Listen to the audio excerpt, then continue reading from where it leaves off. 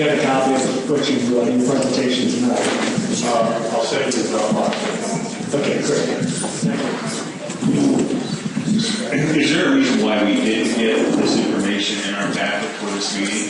Did you draw it just at the last minute? Well, yeah, kind of like the Black Book report from Geosyntec came at the last minute. We were scrambling.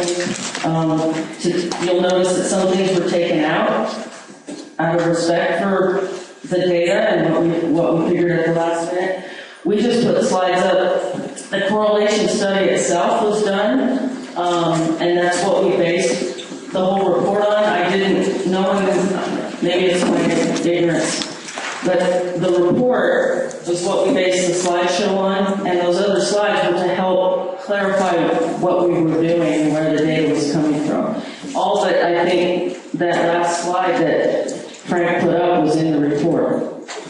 No, I think there were some different slides and some different information that wasn't in here that wasn't there. You mean our conclusion? The reason why I asked that is because it's really helpful to council, because we get our packets the week ahead of time to review, study, and go along, so we come to the meeting with prepared. So if we do this again, if we could make sure that those are in there with the packets we get, that would be great. Or information where we can get them before the meeting. Or if you can get it together on a Sunday or something.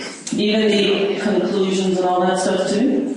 You got it. Oh, You got it. well, you know, because of that report we just got, it was almost virtually impossible to get it done. It's pretty much like this, where we get this from the Greenway project. All the information is there, so we can review and study it. So, Okay. I just appreciate it. Thank you. I'll do better next time. I hope it's not the next time.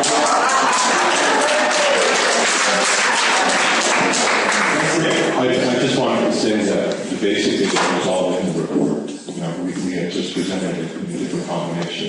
We haven't given you any real new information. Okay, but Frank, what you stated in here was a snow study report that I didn't see in this one that had to do with the snow studies being done and they're done 4 months out of the year every year. And I forget who you said did those. Which 4 months are those done? I think it's February, March, April, and May. The snow surveys are done in May. With the snow. This is not a snow survey. There's a sensor, I believe. I've been cross-country skiing, and I think just west of the old sea area, the old ski bowl, just west of the parking lot. There's a sensor somewhere there, I believe, there's a building there, which I believe maybe the sensor, I don't know what that building is. So that's approximately at 7,900 feet of the sensor that it's on. And it's February to May, and the most recent one we have is 98. No, it goes back to 1960. No, we're not saying the most recent one. It shows right in the report here is 98. I'm only showing because I mean, it's past in the report, the reason why I'm asking. Okay, we synchronized it with the city poultry springs flow rate report, which starts in 1988. So that's why this started in 1988, is to synchronize with that information. No, I understand, but I was wondering about past 98. I'm not asking about 88. Oh, I'm asking about the last 16 years. If I would show you all of it in one slide, no one could see any detail because it would all be compressed together. Mm-hmm. And I wanted But do to you have show any you. other information all the way to 14 or 13? Oh, we have all that information, definitely. If you could get that to the council, that'd be good. Okay, we'll arrange to provide it for Well, I mean, the reason I'm asking is because it'd be really critical for us to know not what happened 16 years ago, but what is our snowpack the last 4 to 5 years? Because this is what I agree. This is. I believe you really need to, be prepared. We suspect that even next year, after this 3 years of drought, even if we have a heavy winter, really heavy precipitation this winter, you're not really going to see all of that next year. It won't fully recover next year. That's great. I'm just asking for your No, I'm not out over here. You think we're out there? we have all that data, and we can It's public. We have a lot more data sets, and we can provide you with our full data set if you'd like that. Thank you, Coach. I appreciate it. Other questions from council? All right. But I have on the Y-axis, when you're showing the differentiations in the where the base is showing on those fluctuations, why was there no reading on the y-axis telling us how much actually was being drawn here? Because the way I'm reading it, it was like, what, 2 feet? Is that what that thing shows? There's no, the scale that is on this chart, I'm going to move up a bit here. The scale that is on this No, I'm chart, sorry, I'm referring to Daniel Axelrod's chart regarding the dam and water flow and precipitation. And my only question was, I think you have to keep going. That's Cold Springs. First. Yeah, keep going, that's Cold Springs. which one did you want? I wanted the one for the D6. Oh, that's the crystal Geyser one. It doesn't show us right here. What are the readings on, so just so the audience gets an idea, what is that actual drop? I mean, there's a good graph on the bottom, but there's nothing on the y-axis to show us. Well, there actually is. The interesting one is the green graph, the deck 6 water level. I guess that's what you're referring to. From the extreme low to the extreme high, we mark what that is in inches, just for scaling. And I realize that the very high point is a very high point, and the very low is very low. So that is the scale. Well, what I'm asking is that just so everybody understands, I think we all need to understand how many inches is that drop? Oh, 32 and a half. 32 and a half. That's right there. Okay. I would like to interject here, because we did get the next geosyntax report, which pointed out. Just keep leaning in the microphone.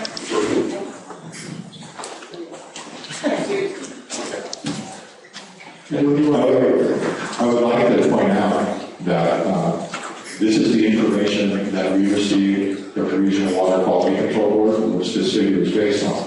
We have received the latest geosyntax report, which pointed out that there was an error in the data, and we're aware of that. But like I said before, we're just reporting the data that we have, and we weren't manipulating this. So that there was an error in it, we went back and reviewed it, we found it, we understand it, we know what it means, but it doesn't make the situation any better. And if you would like an explanation of that, I will give it to you.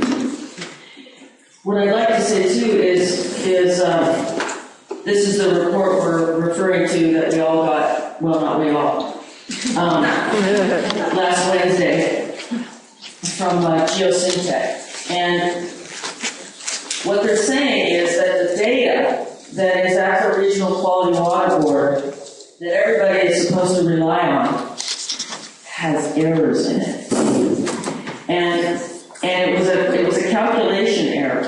And the issue with that is that the Regional Quality Water Board never caught it. And so for me, what it points out is we take notice that Geosyntec found that error, and that's great. But, let us understand who's going to be the agency that's watching for those kinds of errors. If you're telling me to go get public information or to go get data that's available by the public, and we go get it, and then you tell us, 5 days before our presentation that they think the data is wrong, and it's wrong from the Regional Quality Water Board, wow. Yeah. Ray, one last question. You said, did you say the average wells are 4 to 7 gallons per minute, or did you just say there are some? Because domestic wells get lending under so many gallons per minute, which was like 7 or whatever. I've been told by professionals domestic household wells in the area pump from 5 to 10 gallons per minute. And you find they said that farmers. I don't think that's accurate. Farmers. What are your guys' wells? 5, 10? Yeah. I've been told that farmers have maybe 50 gallons per minute at times, depending on their wells, and then industrial wells go up from when I. It'd be great to see the average. EIR.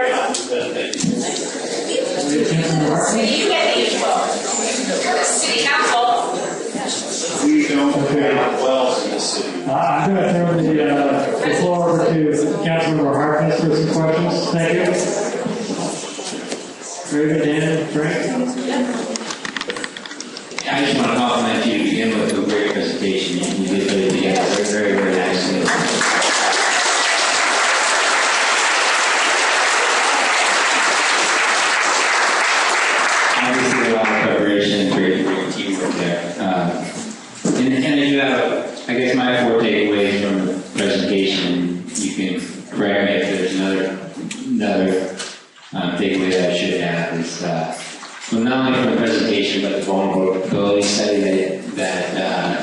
this presentation was based on.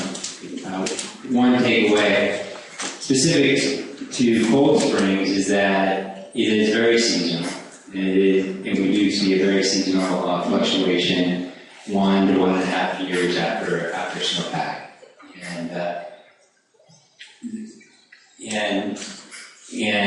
But really we see the peak snowmelt and the peak runoff from Cold Springs about a 6-month lag.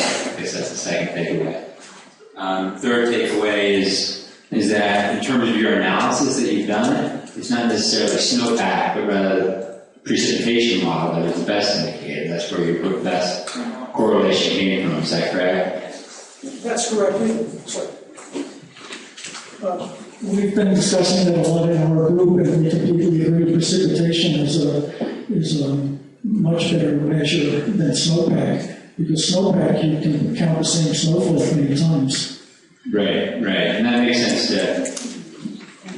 sense to me too. But I guess the fourth takeaway then is that for the city to better prepare and monitor prepare and for drought or for other seasonal conditions that we do need to continue monitoring. And monitoring is one of the strongest calls in your, not only in your study, but then also in tonight's presentation.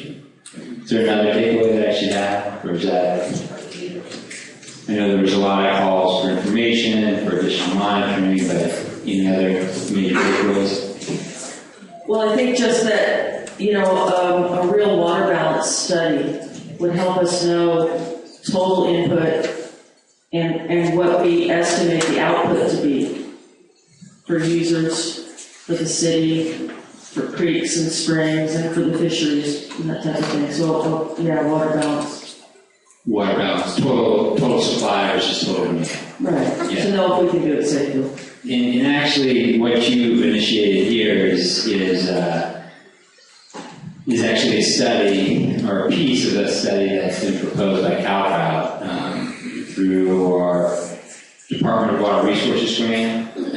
That they have a very similar study to not only do the same type of analysis you've done on the correlation here, but also to take a look at some other facets. But I guess one question that I have, and what would be helpful to that CalCrowd study is to actually get the mathematical equation that correlates between the precipitation and what the predicted stream out or cold spring output is. And is that equation available for us? Professor? Actually, I expected that you would ask that, so I do have a copy of it here.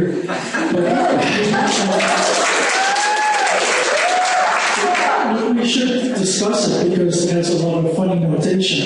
Sure. We could talk about it. Yeah. There was one other takeaway point that I hope you got, and that's that Geosyntec, is a reputable environmental firm. Yes. However, they do work for one side of this issue. And as I mentioned at a previous city council meeting, Henry Kissinger said that an expert is someone who correctly synthesizes and articulates the ideas of those who hire him. What we should be careful is that we shouldn't take Geosyntec's word. When they say something is for sure true, well, that's what they want us to believe, but it may not be true. And I want to give an example. What's the What's that?